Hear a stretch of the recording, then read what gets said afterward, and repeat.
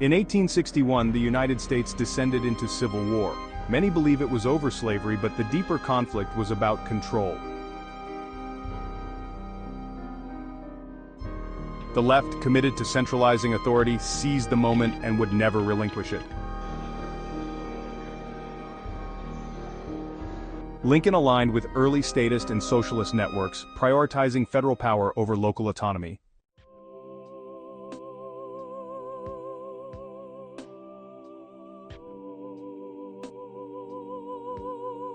By the early 20th century, Woodrow Wilson's administration embraced socialist ideas.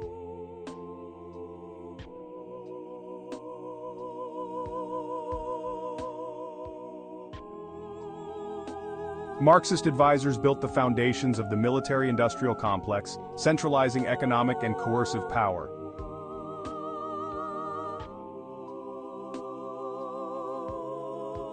Programs ostensibly designed to help citizens also imposed narrative and ideological control.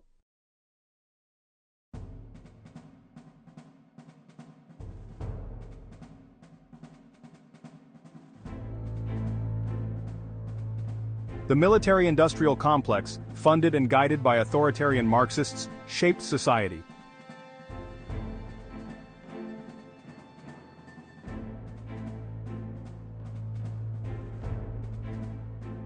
Dependency replaced voluntary action.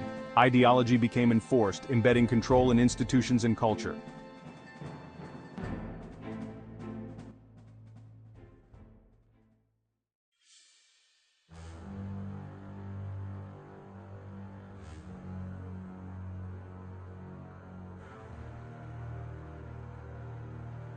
Modern activist gangs enforce narrative conformity, funded and ideologically guided by long-standing left networks.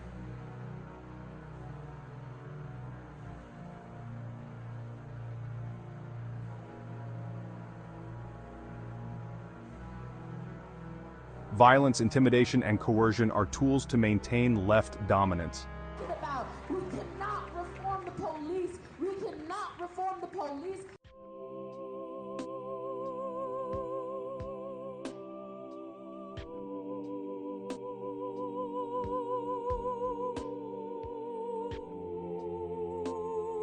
In 2025, Charlie Kirk, a prominent figure on the right, was murdered.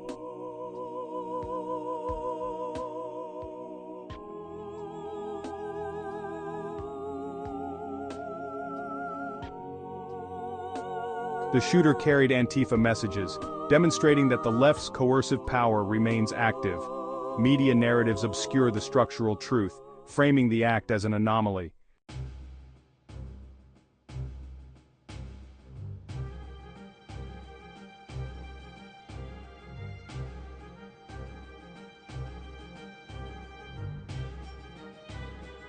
Some claim there is a right, rooted in the Founding Fathers' vision. That vision depended on a few principled men resisting central power.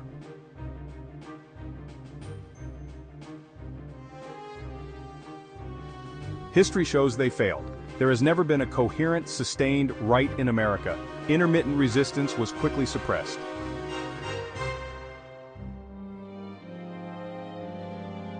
From the battlefields of the 1860s to the murder of Charlie Kirk, the left has maintained control. Centralization, coercion, and narrative enforcement remain its tools. Liberty has never been the goal. Dominance has always been.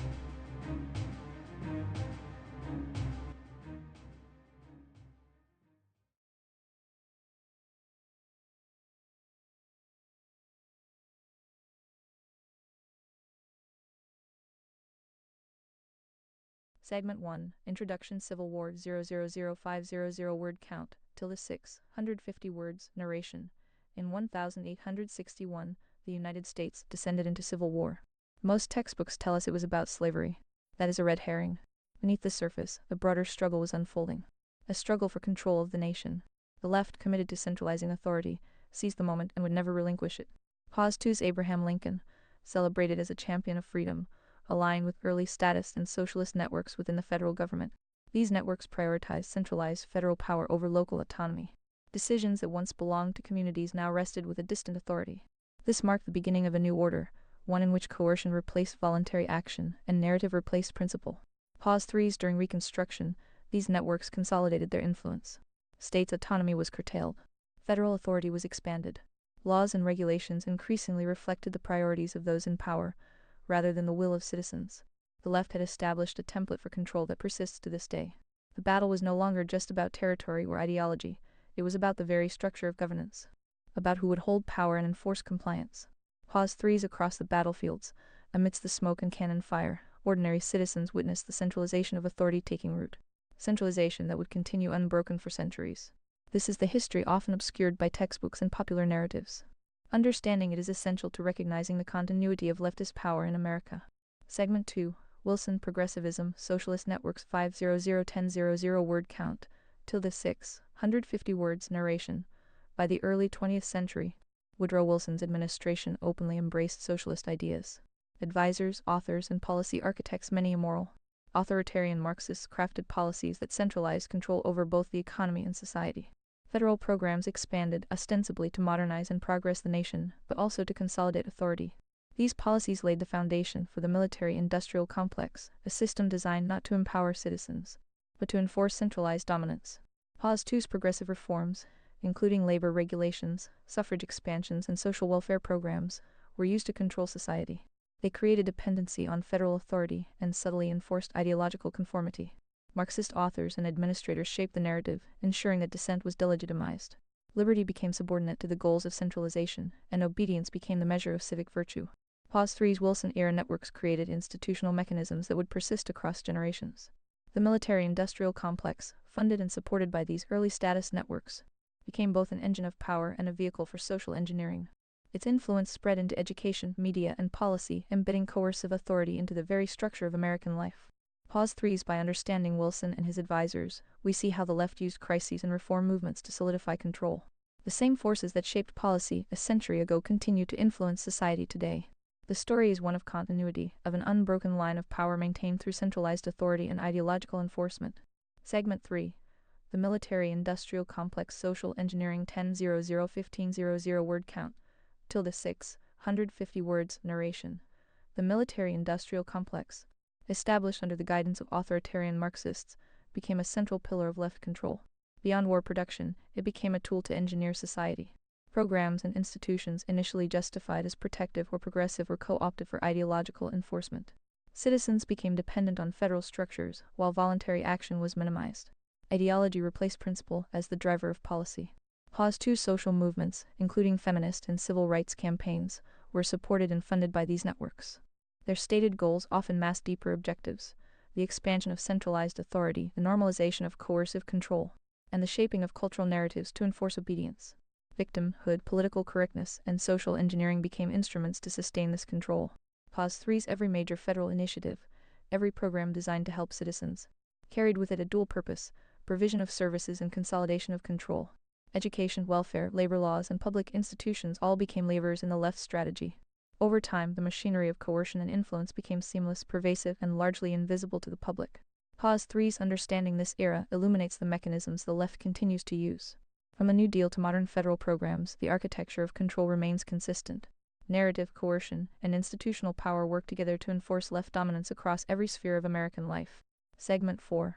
Modern activist networks, 1500-2000 word count, tilde 6, 150 words narration. In the contemporary era, the left's authority is maintained not only through policy but through activist networks. Organizations such as Antifa, Black Lives Matter, and other enforcement groups are modern extensions of a century-old strategy. Their function is clear: enforce ideological conformity, suppress dissent, and perpetuate the narrative favored by centralized power. Pause 2's These groups are funded, trained, and legitimized by networks, descending directly from the socialist and Marxist architects of the 20th century. They operate in streets, online platforms, and media channels. Violence, intimidation, and cultural pressure are normalized as tools to maintain the left's dominance. Tactics mirror those used by early 20th century status programs: narrative control reinforced through coercive authority. Pause 3's Social media amplifies their reach. Messaging, slogans, and symbols enforce compliance, often subtly, often overtly. Institutions from schools to corporations are co-opted to enforce adherence.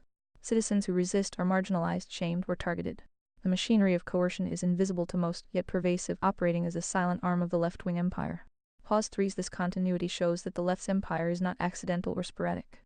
It is methodical, systemic, and enduring. From Reconstruction to the streets of today, control remains the central objective. Segment 5. The Murder of Charlie Kirk. 20:00:25:00 word count. Tilde 6. 150 words. Narration. In 2025, the murder of Charlie Kirk underscored the ongoing reality of left coercion. Kirk, a prominent figure associated with right-leaning principles, was killed by an individual carrying Antifa ideology. The act, violent and targeted, reflects the operational principles of the left-wing empire: coercion, narrative enforcement, and suppression of opposition.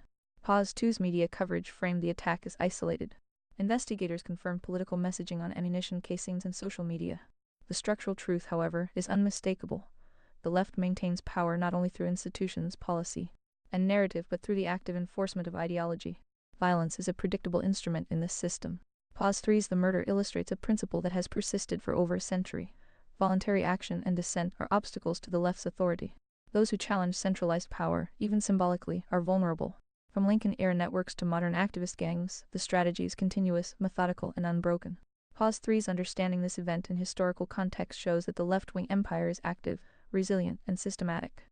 Its reach is cultural, institutional, and, when necessary, coercive. Segment 6. Historical continuity. Absence of a right-wing. 25:00:30:00 word count. Tilde 6. 150 words. Narration. Some claim a right exists in America, rooted in the vision of the Founding Fathers. That vision depended on a few principled men resisting central power. History demonstrates their failure. The Founding Fathers' ideals limited government, voluntary exchange, moral principle were never institutionalized. Attempts to build a coherent right were quickly suppressed by left dominance. Pause 2's Throughout history, the left has maintained control. Reconstruction, Wilson-era socialist networks, New Deal centralization, and modern activist enforcement all reflect the same strategy: consolidate power, enforce ideology, and suppress opposition. Liberty has never been the primary objective. Dominance has always been the goal. Pause 3's From the Civil War to the Murder of Charlie Kirk, one continuity is clear. The left-wing empire is methodical, systemic, and enduring. Its institutions, narratives, and enforcers ensure control across every sphere of society. Opposition is marginalized, and moments of principled resistance are rare and fleeting. Pause 3's Understanding this empire requires more than surface narratives. It requires tracing power, ideology, and coercion across centuries. Only then can the unbroken arc of left dominance and the absence of a sustained right be fully understood. Closing shot. Dusk over Capitol Dome, lights glowing. Slow fade to black. This is the left-wing empire. Its story continues, its power unbroken, and its influence absolute.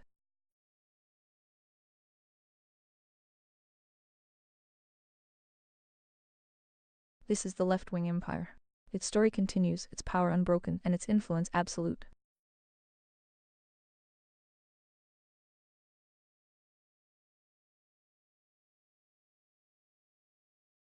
Its power unbroken, and its influence absolute.